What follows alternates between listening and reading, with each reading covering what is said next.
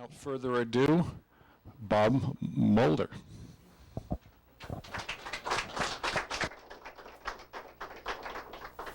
Also known as Plan B. As Mike mentioned, Dr. Malin, who was scheduled to be here, has health problems, and about 3 months ago when he was scheduled, the last minute, he had problems, and so I was Plan B then, so now I'm probably Plan B minus, I'm not quite sure. Obviously, I'm not a doctor.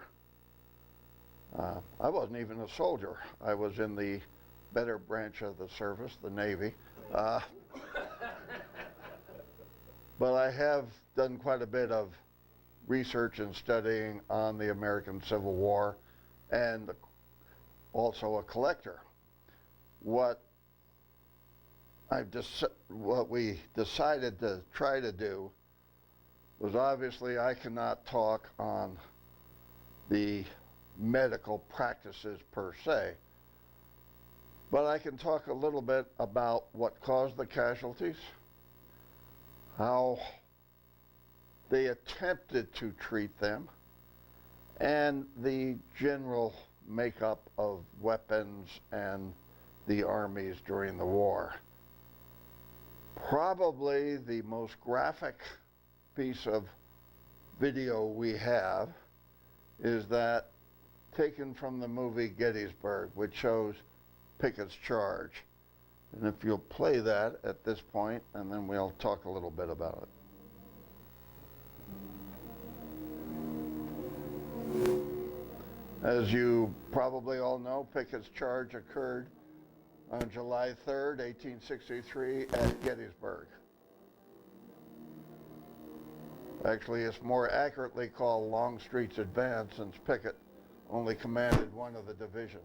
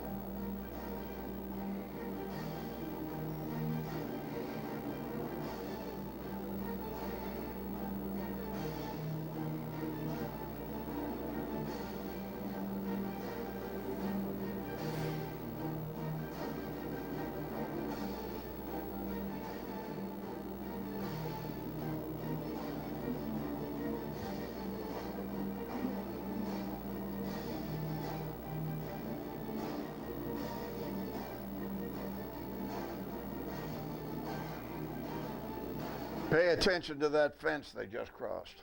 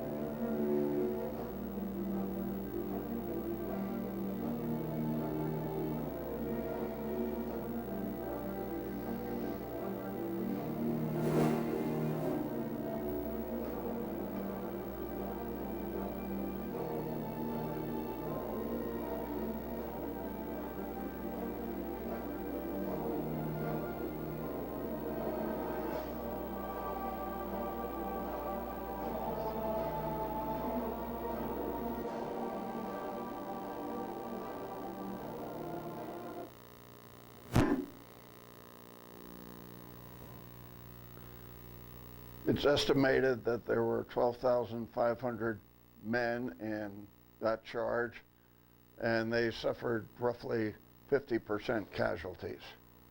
The Union, on the other hand, suffered around 1,500 casualties. Now, that figure is somewhat misleading because I don't know how many Union troops actually were facing the attack. Certainly the Union had an advantage. They had a stone wall to crouch behind. They had some other protection. But what caused all those casualties? Certainly the advancement of weapons from the Napoleonic era, even from the Mexican War era of 1846, had something to do with it. Also,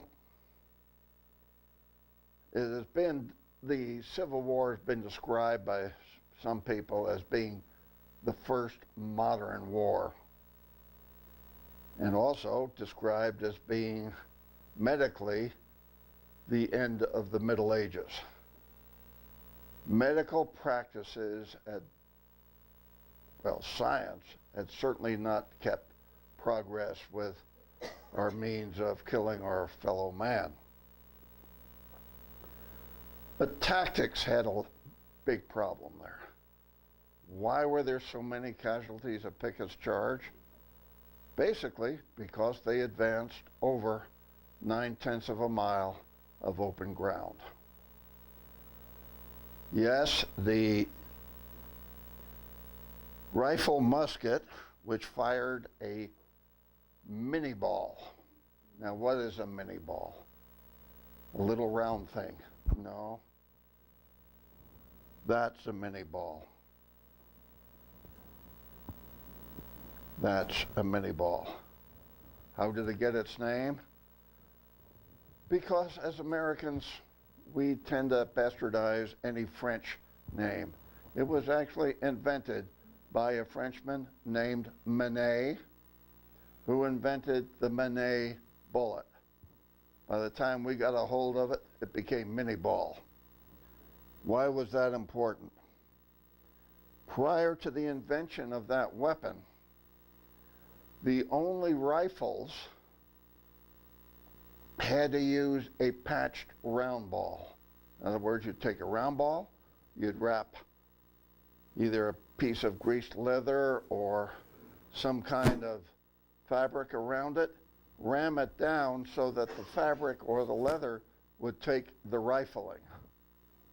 It was slow to load, extremely accurate, but slow to load. The invention of the Manet bullet, which has got a hollow base, allowed you to load a round that was smaller going down than it was coming out. Because when the powder exploded behind that, the skirts expanded, took the rifling. What it did was it made every infantryman a rifleman. Prior to that time, virtually all infantrymen fired a 69 caliber smoothbore musket. Think in terms of a shotgun. That's really what it was. Although the standard load was either a single round ball or more effectively a 69 caliber round ball and 3 buckshot on top of it.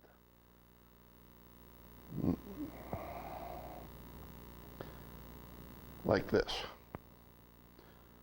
They also had a buckshot load, although as far as I know that wasn't issued a whole lot. But interestingly enough, when you watch that clip of Picketts Charge, what they don't show is there was a Union regiment drawn up at the apex of that charge, roughly 300, 350 men, all with the old 69 caliber smoothbore muskets. But when they saw what was coming towards them, they took their cartridges, put in one charge of powder, threw away the round ball, and kept breaking open cartridges so they just had a buckshot load. So turns out they didn't have to use them, but if Armstead's brigade had gotten closer, there would have been about 300 men ready to fire basically 16 gauge shotguns at close range. It would have been devastating. So yes, figure out which is which here. The rifle musket, which used the Manet bullet, was much more effective at long range than the smoothbore musket.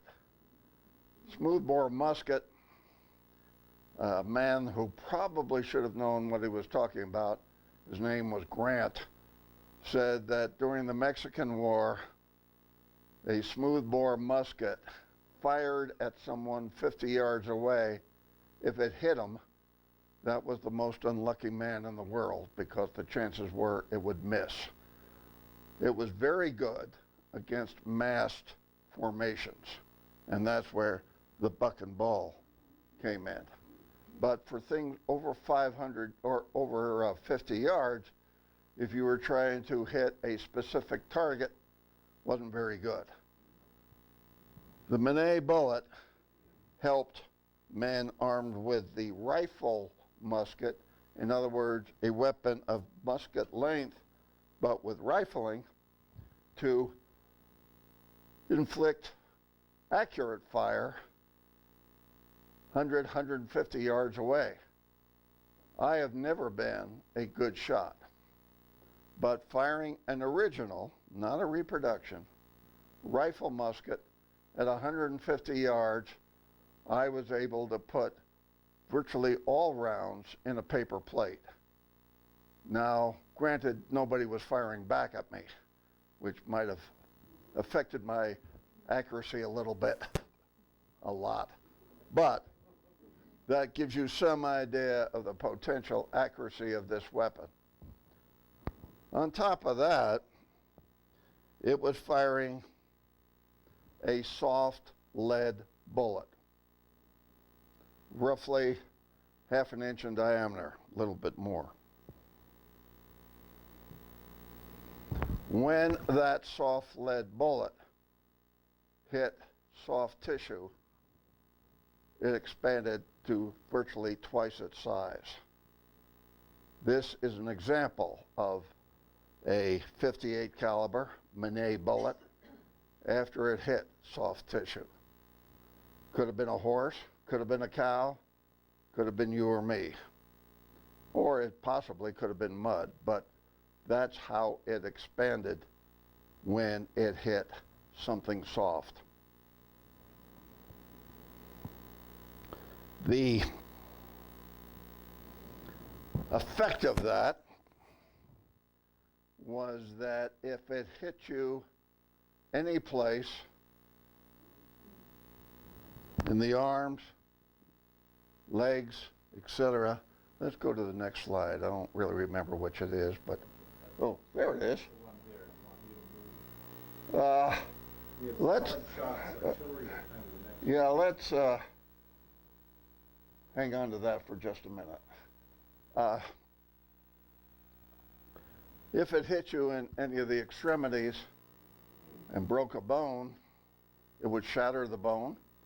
And really the only way to treat that was to cut off the extremity. If that extremity happened to be your head, you were in real trouble. Artillery had also improved some. That shows a round ball fired out of a smoothbore cannon, the artillery equivalent of the smoothbore musket. This is an example of that. This would be the powder charge. This would be the ball. This was for a 6-pounder. Back to Napoleonic tactics. Really, there wasn't much other choice. Communications were simply by voice, bugle, whatever. It was very, very difficult to coordinate large groups of men in anything other than fairly compact formations. This shows a solid shot. Let's go to the next slide. This shows shrapnel or case shot. That shows shell, and this shows canister, the shotgun shell of artillery. These are examples of that. This is, again, a 6-pounder. This is shrapnel, had a time fuse. Also called case shot. It was called shrapnel after the inventor, a British officer named Shrapnel. Case shot. This happens to be a cut-in-half 12-pounder Confederate. This was filled with powder with a time fuse. When it exploded, pieces like this flew all over the place. With the shrapnel, or case shot, not only did the casing fly all over, but the balls inside it flew out. Very, very deadly. For close range being 300 yards or less,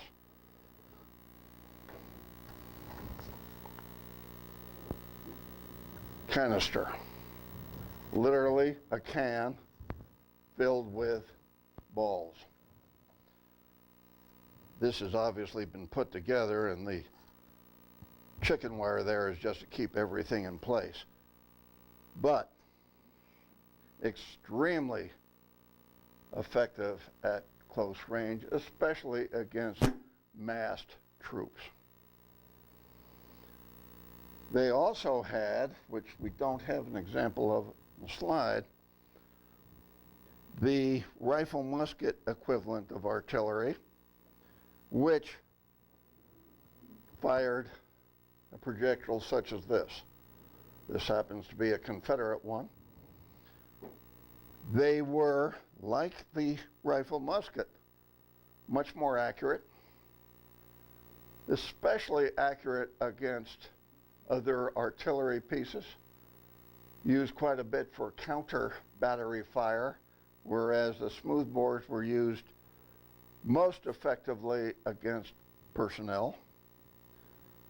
The accuracy of the rifled cannon is best shown by the report of a Confederate artilleryman.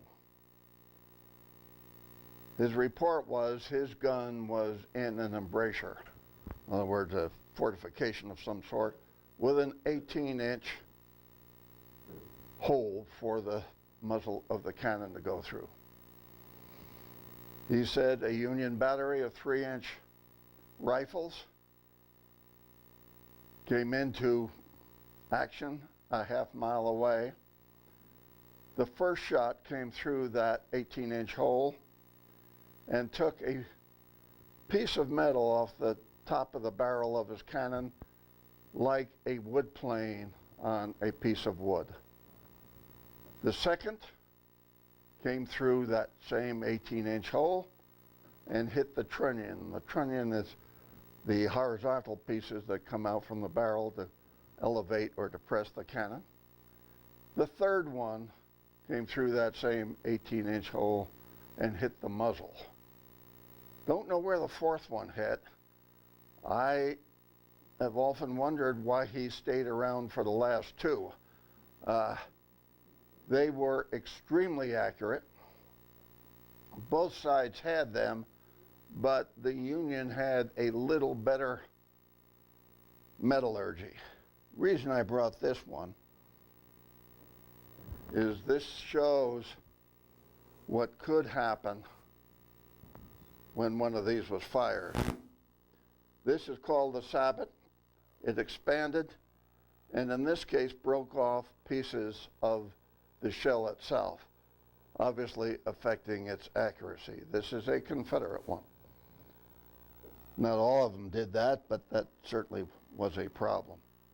Was that with a solid shot, or was it explosive inside? No. The rifled projectiles, they had the same mix as the smoothbore. This particular one was a case shot, would have small balls inside it along with the powder. They had solid shots, they called them bolts. They had shell, and they had canister. Canister was less effective in the rifle gun because, as you can see, the diameter of the muzzle is much smaller. And also the rifling tended to compact the balls that they were coming out, and they didn't spread near as much. However, and briefly we saw it in that video, a black Union cannon firing at very close range. That was representing a 3-inch ordnance rifle fired by Alonzo Cushing's battery, Battery B, 4th U.S. Artillery, I believe, at very close range, and it had fired triple canister. 1 load of powder, 3 small cans of balls. That also happened to be the last shot he ever fired. He was already mortally wounded at that point. So that, yes, artillery had a lot of improvement by the time of the Civil War. Interestingly enough, at the very beginning of the Civil War, there was not a single rifle cannon in the U.S. arsenal. They produced them very quickly, as the South also did. All of the round ball had to have a time fuse or solid shot because you didn't know which end of the ball would land. The rifle projectile could have a contact fuse, which made it sometimes more effective. Let's go on to the next slide. What have we got? Well, we got pretty colors. Okay. Medical knowledge. Obviously, I'm not terribly well equipped to discuss this. We were hoping, of course, that Dr. Malin would be here. As I mentioned, medical knowledge was probably still at the tail end of the Middle Ages. What caused the casualties? Certainly gunshot wounds, artillery wounds, and also disease. Disease was probably the biggest killer. One of the great quotes from an otherwise, average movie called The Horse Soldier. The doctor of Union cavalry, who was played by William Holden, tells a colonel of volunteers that his coffee would taste better if he built the latrines downstream from the camp rather than upstream. That sounds obvious. It was not obvious during that period. One of the things that caused an awful lot of the disease casualties was just the lack of simple hygiene. An awful lot of the people involved in the war on both sides had come from farms. What do you do when you need to get rid of something on a farm? You just get rid of it. the early camps on both sides were really just cesspools because they would just go out behind the tent. That doesn't sound too bad if there were only half a dozen people. But when you're talking about 20, 30, 40, 50,000 people all put together or more, that makes for a pretty messy camp. One of the reasons camps were moved so often was for that very reason. They did, as the war went on, build latrines, and they were used to some extent, probably most extent. But we have a display here on the Civil War and items from the Andersonville prison camp, the Confederate prison camp for Union prisoners. There was one source of water for the Andersonville prison camp. It was a stream that ran through it. It was used both for drinking and waste removal. So you pretty much, if you were getting a drink, better go upstream, not downstream. But with a camp that I believe at one point had something like 30,000 prisoners in it, that was not always an option. So disease was a great killer. An example of that is this display that I brought. This revolver was used by these three men, all brothers. Man on the right, John Foote, died of disease, probably tuberculosis, in 1862. He was a captain in the Minnesota Infantry. The man in the center, Samuel Foote, was a naval officer. He also died in late 1862 from typhoid fever.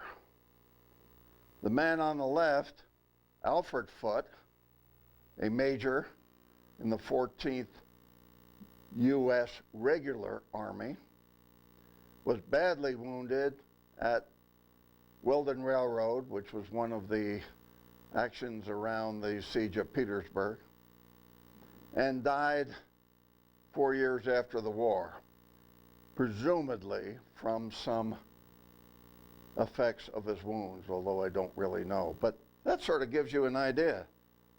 3 people, at least 2 of them died of disease, 1 of possibly wounds.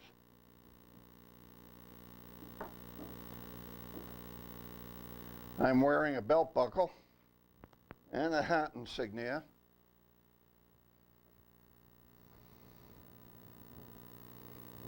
Owned by this man, Captain Ezra Day Dickerman, 20th Connecticut, hence the 20 on my hat insignia, volunteers. Captain Dickerman was a collector, unfortunately, of lead.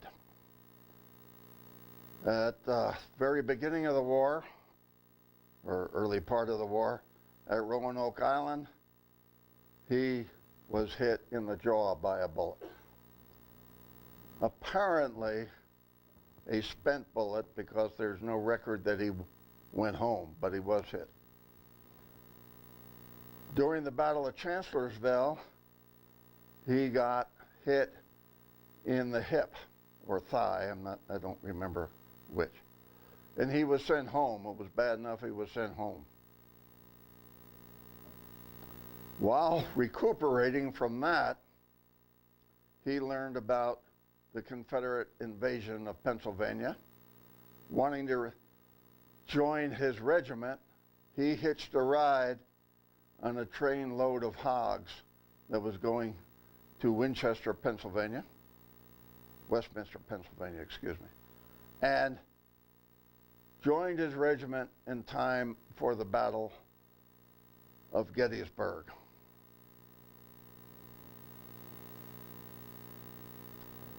probably, well, not probably, I know it. This is the part of the crutch that he used to get home after the Battle of Chancellorsville.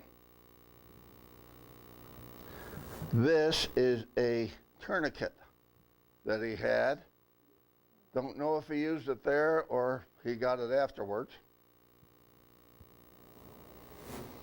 And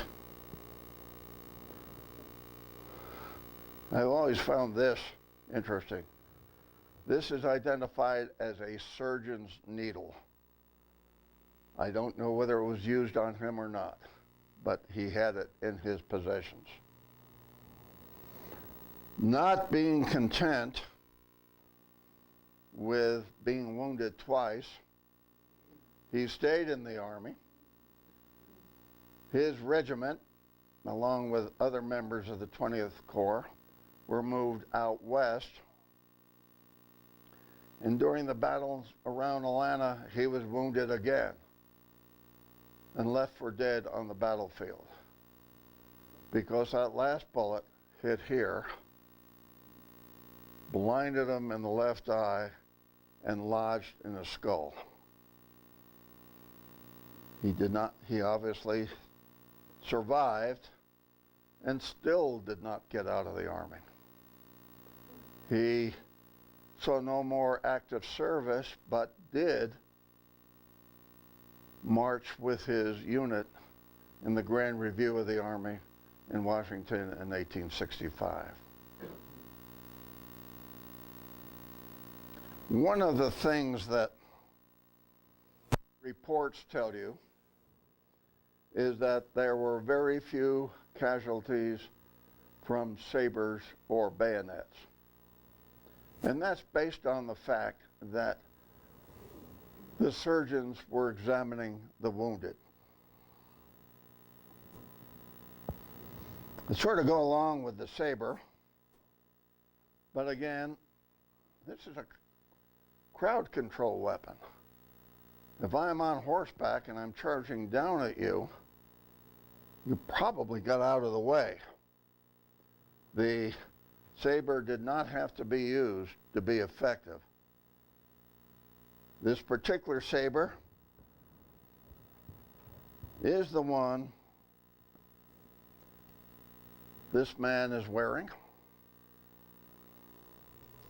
He was a captain of infantry, but chose to use the cavalry saber.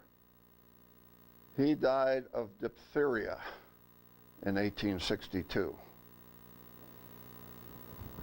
The bayonet, which was affixed to the end of the musket. If someone was wounded with a bayonet, the chances are it was not here or here, but it was here. The surgeons did not check the wounds of the dead. A wound here was a death sentence. Again, did not have to be used to be effective. At the Battle of Gettysburg, on the second day, the 1st Minnesota of approximately 267 men, there were only 8 companies, were ordered to charge and stop 1,600 Confederates, Cathamus Wilcox's brigade. They did. They charged down off Cemetery Ridge using bayonets. Their orders were to give General Hancock 5 minutes to bring in reinforcements. 15 minutes later, the remnants of that regiment, roughly 60-some men, came back up Cemetery Ridge.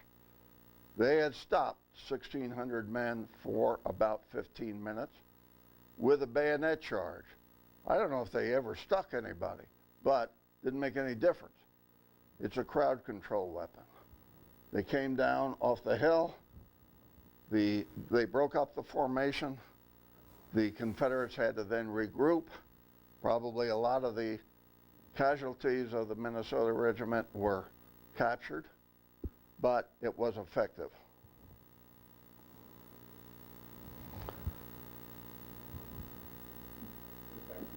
Pardon? Battlefield evacuation. Okay, yeah. One of the things that the Civil War was forced to create, I suppose, was a better way of treating casualties. The first, of course, was to get them off the battlefield.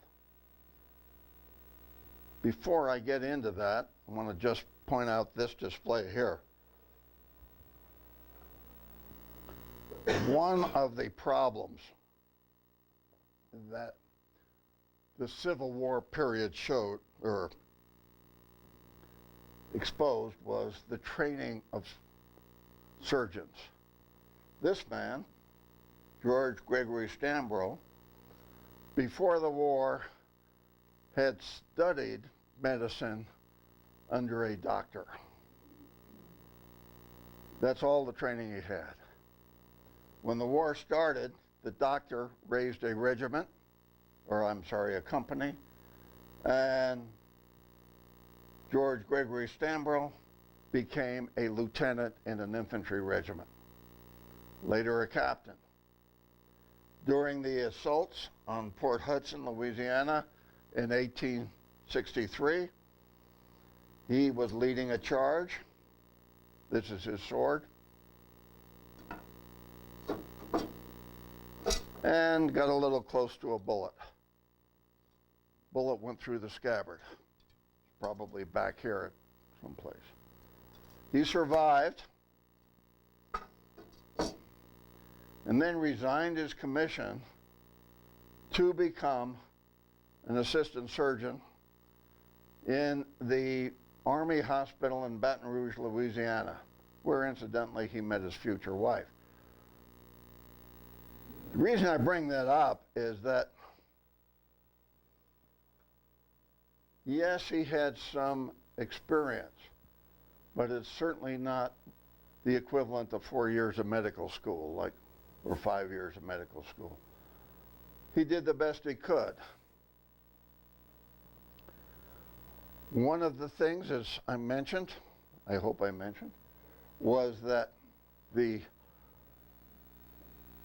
way of getting the casualties from the battlefield to the aid stations, if there was such a thing, was at the beginning of the war,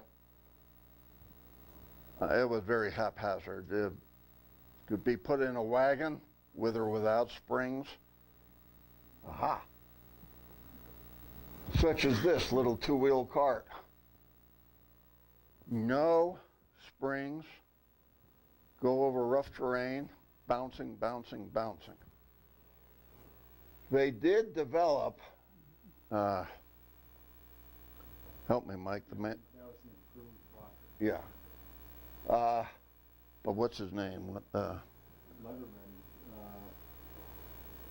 Dr. Johnston Letterman started the ambulance. Yeah, he started the ambulance corps, which designed a better way of doing it. A light spring wagon, well, heavier than the other one, but spring wagon.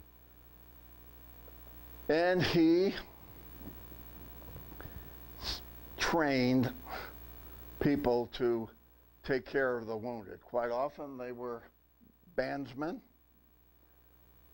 We go to the next one, I think.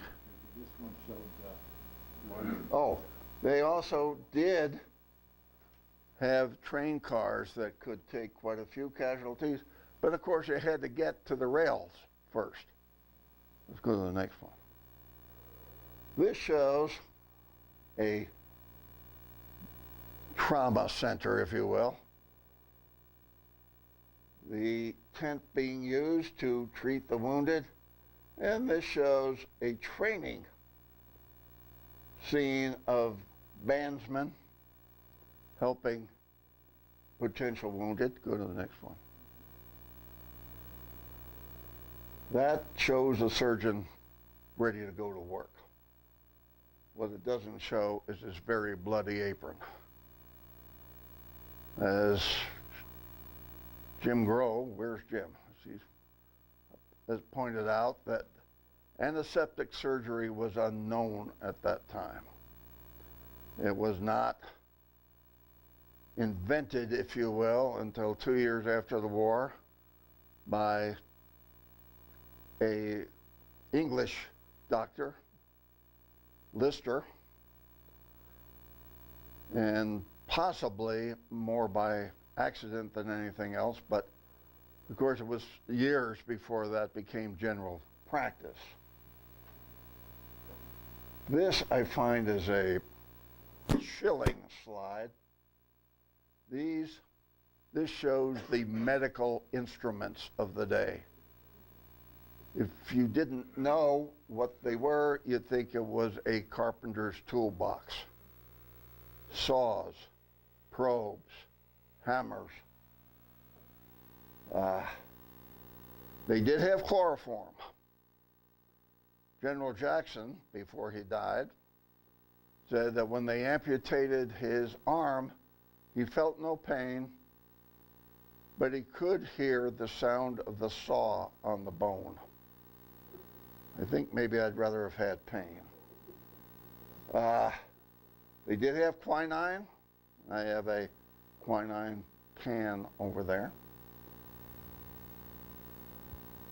Again, losing arms and legs was very common. There are many, many reports. In fact, Grant made a report at the Battle of Shiloh. At the night of the first day, he lay down to rest outside a cabin, and when he woke up, there was a pile of severed arms and legs all around him, where the surgeons had just tossed them out of the window. Horrible, horrible. But they were doing the best they could. The level of expertise, of course, depended on who was doing it. Mentioned a little bit about the advancement of weapons. I did not mention this. Most of the infantry weapons used during the Civil War were muzzle loaders. Loaded from the muzzle, and they were single shots. In 1863, at Gettysburg, saw the first use by the Union Army of this. This did not use the paper cartridge. This used, where is it? What for all intents and purposes looks like a motoring cartridge. Metallic case. It was a rimfire, similar to a .22, but it loaded 7 shots through the butt.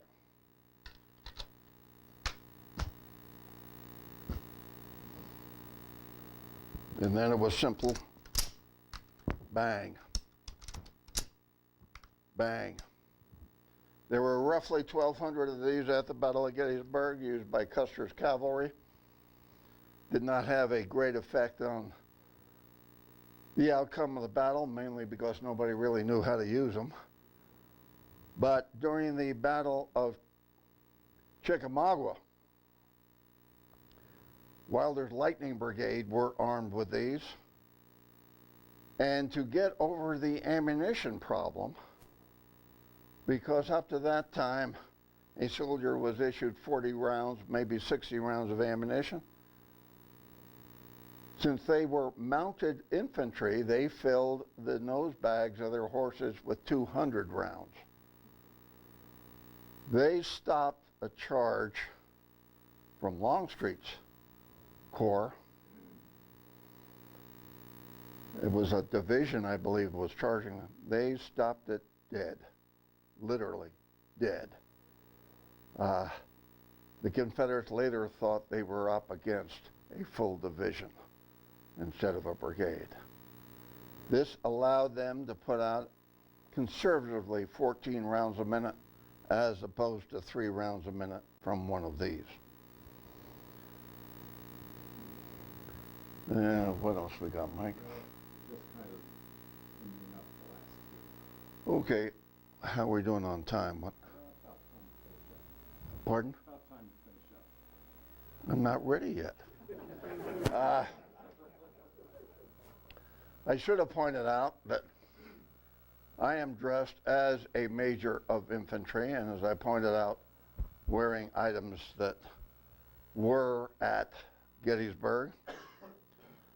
The doctors would have been dressed very similar, except that instead of the light blue here for infantry, it would be black for staff and possibly an MS for medical service. Probably just had a U.S. insignia here, and their sash would have been green, not crimson of the regular army. And they would have had their own sword, but it was mostly a ceremonial sword. Probably would not have had a pistol. Some of the effects of the wounds.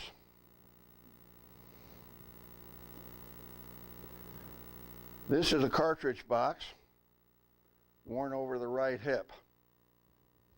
As you can see, something hit it here, probably shrapnel. The tins were loaded with ammunition at the time, and you can tell that because the blow was telegraphed through the inside tins. Now, the fate of the wearer is unknown. It depends where this was flopping at the time. If it was up like this, and since this was a battlefield pickup, it's very likely he did not survive. This is a Confederate, what they call a Georgia frame buckle. And if you notice, it's still got leather attached to it. It was found at the battlefield of Seven Pines in Virginia. Seems like the owner did not have a chance to unbuckle it.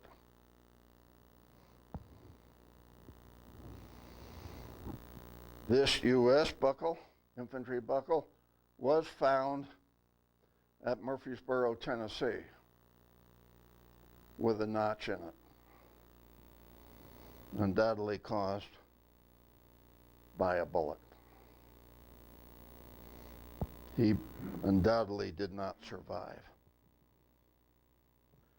This is the remains of a buckle like I am wearing, and the buckle I am wearing is convex.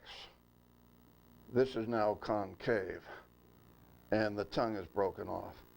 It took a very serious hit from a bullet right there, very likely saved the man's life. This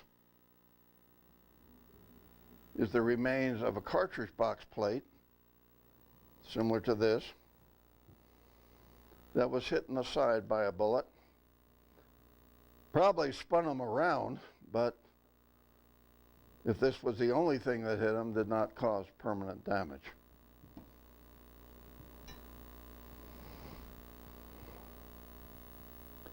That, very briefly, is what I believe were the most important aspects of the casualties that occurred during the Civil War. Again, I am not a doctor, and not even an infantryman, thank goodness. And contrary to what some people here will tell you, I am not even a Civil War veteran. We approve. One thing that I would like to point out, though, when we were talking about the ambulances, this is an excerpt from a letter I have written by a man captain, 22nd Illinois. His name was John Howell Phillips, and he wrote this after the Battle of Chickamauga, which he called Chattanooga, because he had not had a chance to read the history books yet and did not know there was going to be another battle called Chattanooga. Chickamauga was a 2-day battle. This tells about the second day. And he said, in coming over the brow of a hill, I was wounded in the calf of the leg approximately at 11:30 He very quickly says, now don't be alarmed, it was not a serious wound. He, however, had been trying to rally his troops because the Union Army was in retreat at that point. He was behind his troops. Luckily for him, as he says, he found a boy leading a wounded horse, and a man helped him on the horse, and he was able to proceed to the rear, but again fell faint. Had to get off the horse and lay down. He was, after he felt a little better, got back on the horse and got to an ambulance of Woods Division, 21st Corps. The ambulance took him to Chattanooga, a distance of about 12 miles. And then he says, we stayed in the ambulance until about midnight, with no one to take care of us. Several of the wounded in the ambulance died during that time. Fortunately, he says, I found L.L. Dilley, who was a private in our regiment, who was checking the ambulances to see if any wounded from the regiment were there. I had him take me out of the ambulance, and feeling faint again, laid down by a fire that some Teamsters had built. When I felt better again, we went into a local house that had been commandeered by the wounded. An hour before I wrote this letter, which had to be at least 24 hours after being wounded, I had received no assistance. Dilley went out into the street and found a mess tin in which we heated water, and I cleaned and bandaged my own wound. He was sent home and stayed there for 30 days and then joined the Army again. That tells you a little bit about what the wounded went through during that time. Yes, they improved medical practices. Yes, they improved the ambulances, but still they could not keep up with the horrible amount of wounded. Now, Mike, you had something to say about the... Let me just add a little bit related to this slide and one more. The Civil War totally changed our society, in particular with regards to women. You have a classical view up through that time. It was the role of the woman is in the house. You raise the children. You develop the ethics and all of that, the religion. But you stayed in the house. With the Civil War,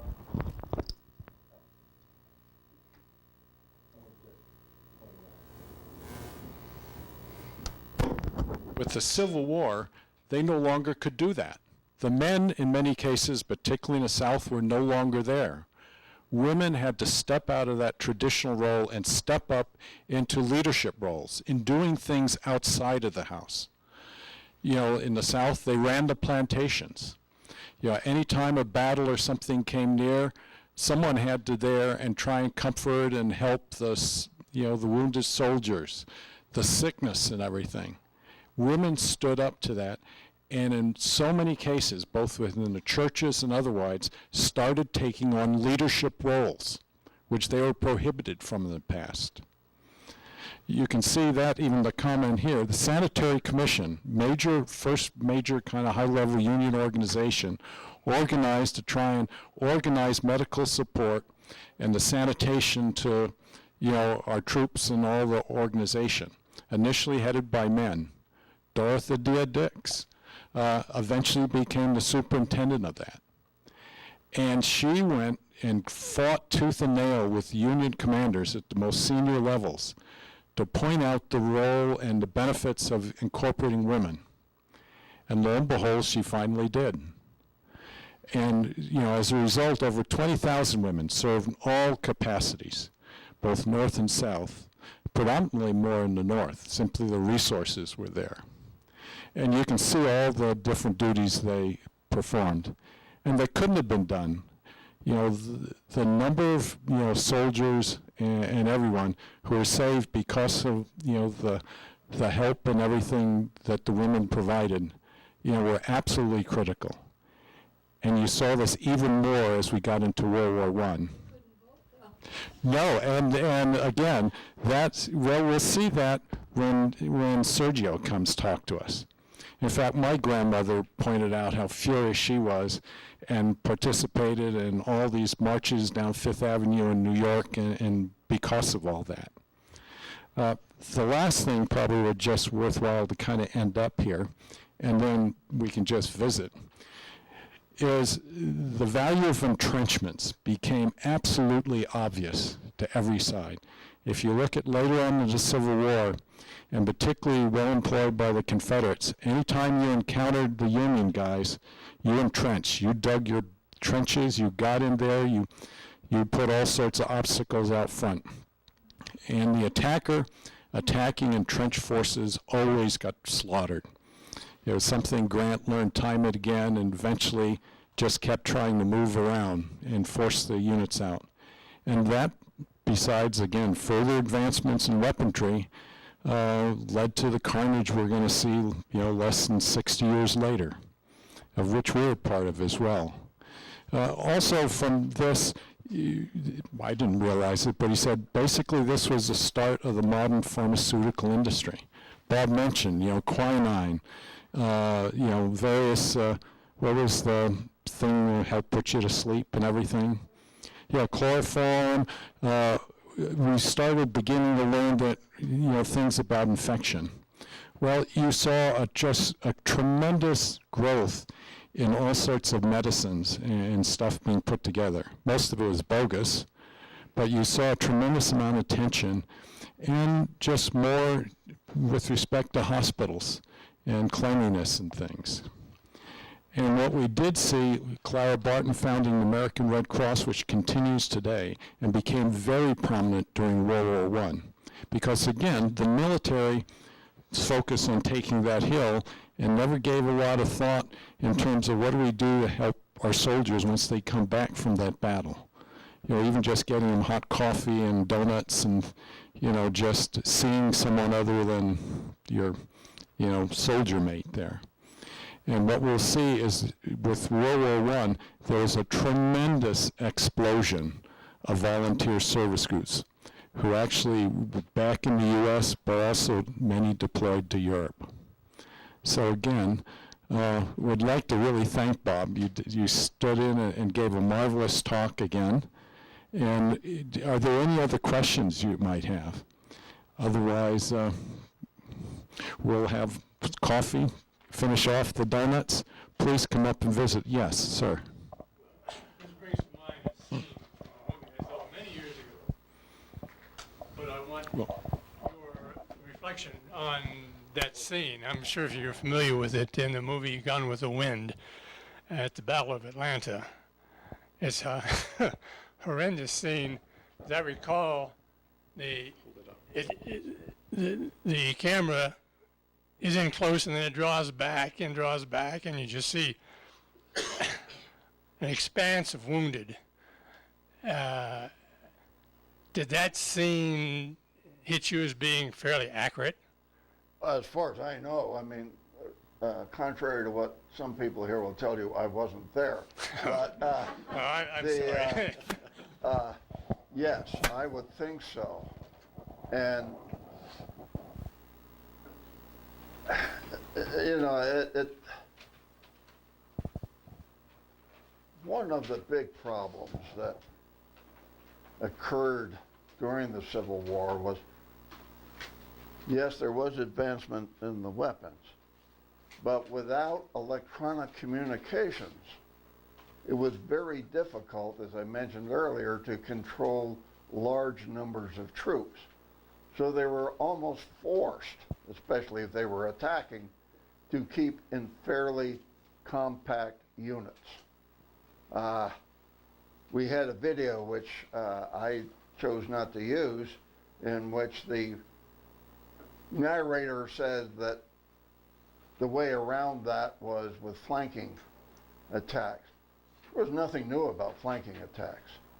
The problem was coordinating them and even finding a flank in many cases.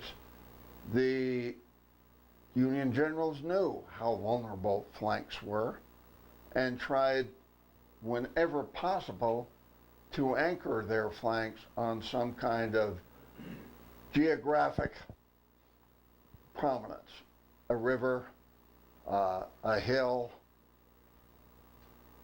but that wasn't always possible. The Battle of Murfreesboro pointed that out, where the Union right flank was turned because there was no geographic prominent to anchor it on. Then they simply did not have enough men to extend it to, say, a river or a hill. So, you know, the weapons had a lot to do with it, but there had always been lots of casualties. If you go back to the Napoleonic era, the casualties, both French and English, at Waterloo was humongous. And they had little or no way of treating them. But yeah, I think that was probably pretty accurate.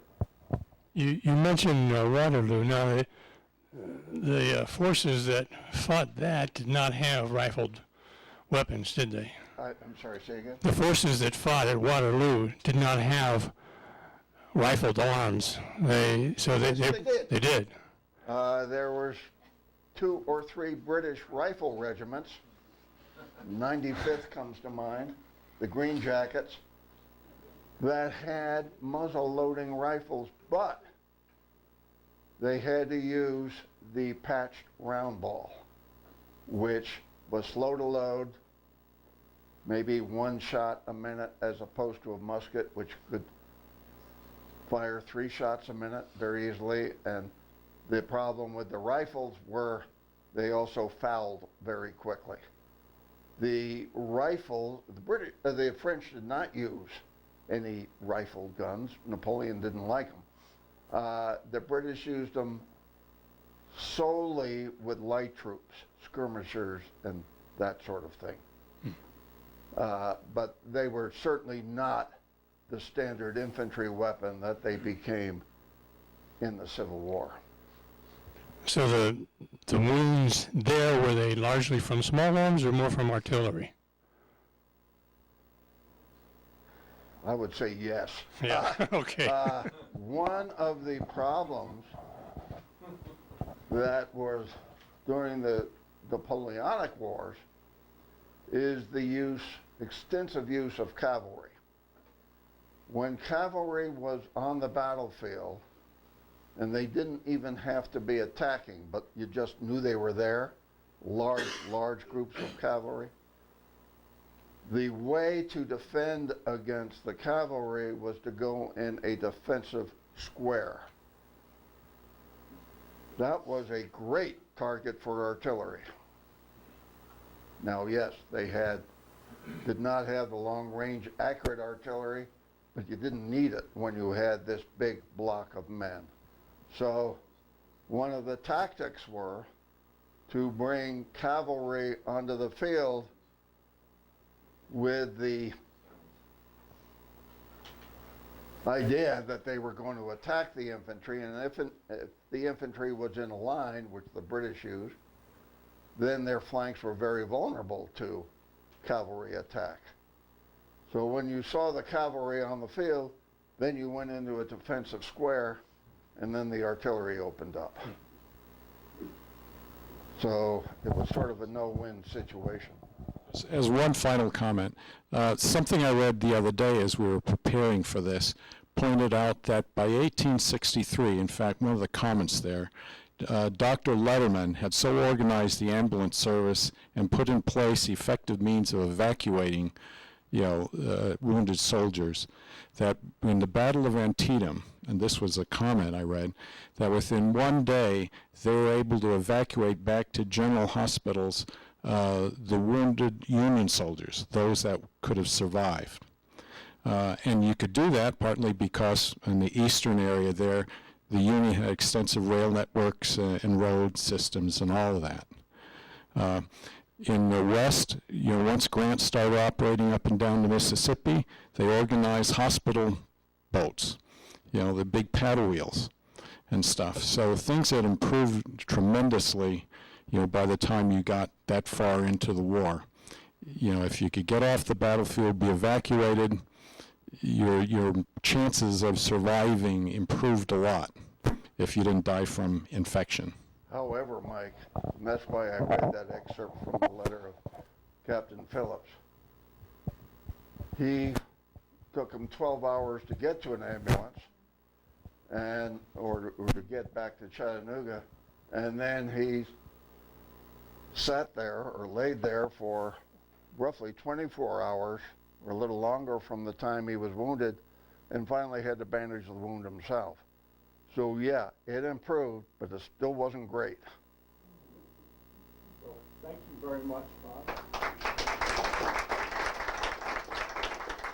I would like to do one other thing, which I like to do when I'm dressed funny like this, is at the very end give a salute to, if I can get this out, to those men and women who preceded us and gave the ultimate sacrifice, both during the Civil War and even into present times. Thank you. I would just like to, just one final thing, I would like to highlight a special guest we have today, Uwe Grappengetter. Uwe, could you raise your hands? Uwe served with Third Army in Europe during World War II, and again was one of our speakers here, and a marvelous gentleman. So thankful you could join us. One other thing is I will leave these items up, and if you'd like to come up and get a closer look at them, ask any questions, I'll be here for a while.